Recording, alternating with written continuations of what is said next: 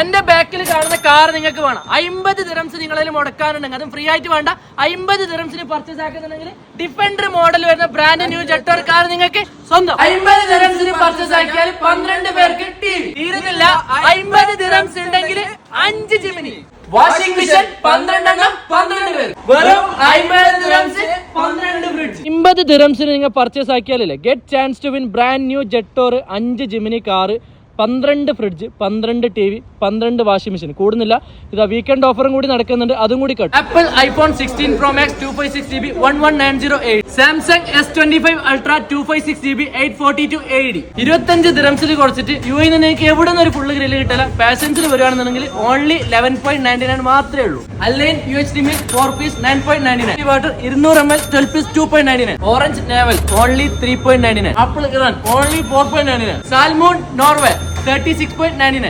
നല്ല fresh tilapia per kg only 8.99. Seara chicken 1200 gram only 9 dirham. Galaxy mini only 9.99. ഈ ഒരു വലിയ packet Lay's chips ചെയ്യുന്നത് only 5.99. Al Baker maida 2+1 only 9.99.